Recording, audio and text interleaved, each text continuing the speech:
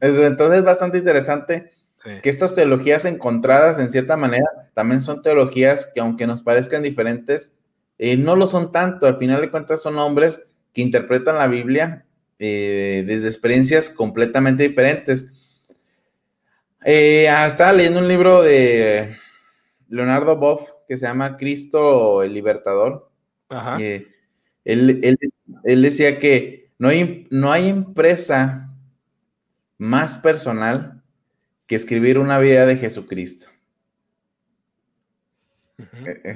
Y yo creo, al igual, entonces, no creo que hay no hay una manera más personal de transmitir la Biblia o de transmitir teología que expresarla.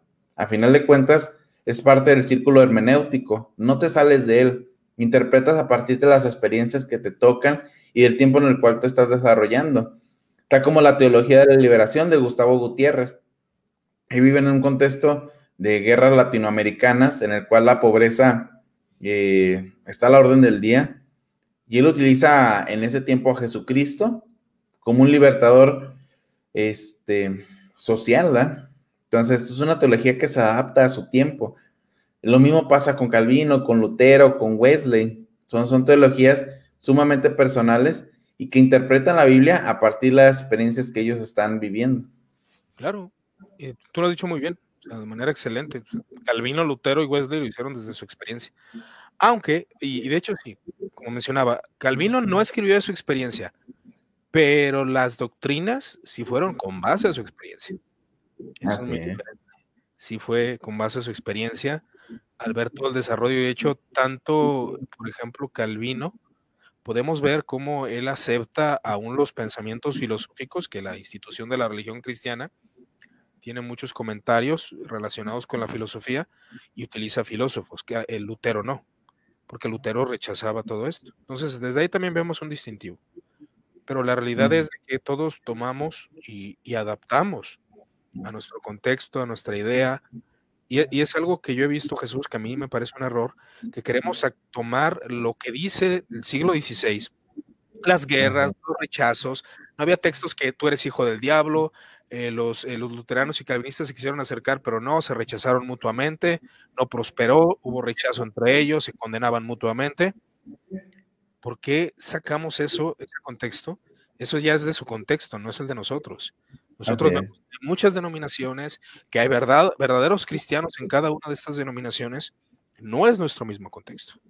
No Así es es, el completo. Calvino le Es- dice a los credobautistas que son guiados por el diablo, que lo he mencionado como 1000 veces, con la finalidad de que las personas entiendan de que sí es un contexto bien diferente.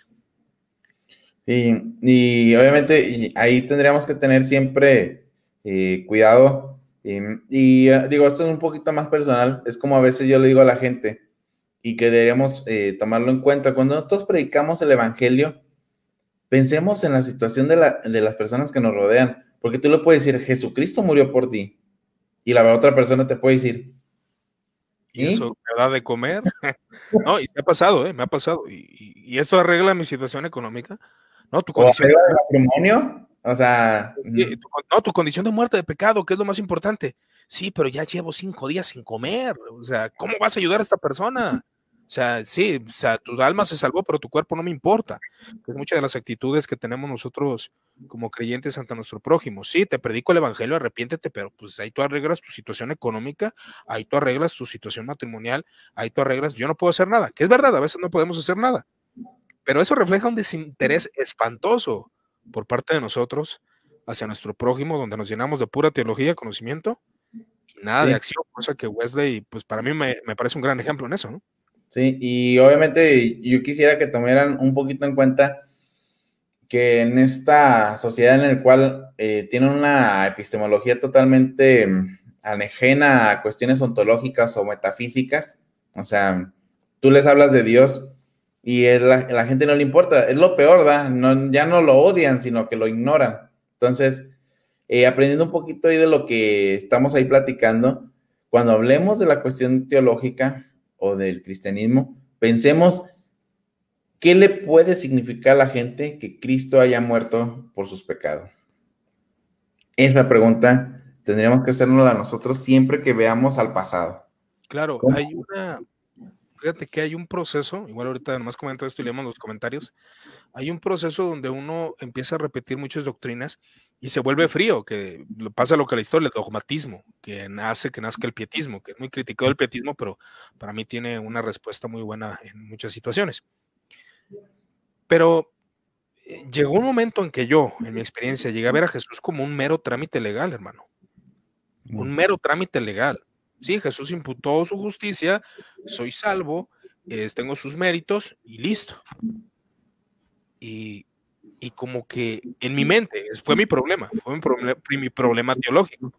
Puse a Cristo en los cielos como el resucitado, como el glorificado, pero lo llegué a deshumanizar y ese fue un error, porque Cristo era totalmente humano. Entonces fue cuando conocí una teología que se desarrolla bajo ese contexto de que Él entiende al ser humano y se conoce como la doctrina de la solidaridad, y Él se asemeja al ser humano, entiende tu dolor, entiende tu aflicción, entiende tu angustia, entiende todo lo que padeces como ser humano, y lo podemos ver desde su nacimiento en un pesebre. Él no fue recibido en nuestro contexto, no fue recibido en el IMSS, que es el peor lugar. No fue recibido en el IMSS, fue recibido afuera, ¿no? Afuera del IMSS, donde están cerca de los botes de basura, ahí dio a luz María. Fíjate qué ejemplo. Y ya cuando alguien lo contextualiza, la gente dice, ay, no, qué feo.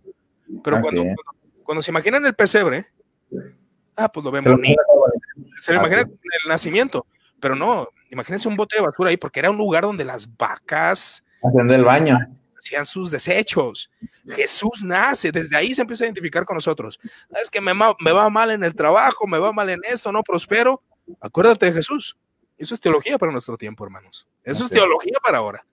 Y eso fíjate, es algo... a mí me llamó mucho la atención, ahorita le decía a mi esposa, porque cuando estudias un poquito la cuestión cristológica, yo siempre he sido como decía Tomás de Aquino, ¿eh? Buscar la verdad donde sea. Entonces... no hagas eso, liberal. Entonces, no, de hecho eso lo dice Tomás de Aquino, ¿eh? Sí, claro. Yo entiendo que está dentro de la ortodoxia, hermano, no te preocupes. Y luego me ponía otra vez a reflexionar y obviamente vas estudiando un poquito y dices, ¿qué puedo saber de Jesús? Y realmente te das cuenta que realmente no puedes saber nada que no esté dentro de la fe. O sea, históricamente solamente tenemos, así exactamente, aunque mucha gente habla del método histórico crítico, que realmente mucha gente, ya los actuales lo han abandonado, porque no puede, sí, ya no puedes separar al Jesús de la fe del Jesús histórico, o sea, están ahí, están impregnados, ¿verdad? Entonces, yo en cierta manera me decepcioné, en cierta manera, porque dice, ay, bueno, la Biblia en cierta manera no puedo tener acceso a la verdad como tal, y ahí es cuando yo voy, en cierta manera, al acceso a la mística. Exacto. Porque digo, bueno, Dios, si no puedo conocerte directamente en esta palabra, o sea, porque la idolatras, al final de cuentas, la estás transformando, pero puedes tener acceso por medio de la fe, por medio del conocimiento que Dios te da, a ese Cristo verdadero que se revela en nuestro corazón. Claro.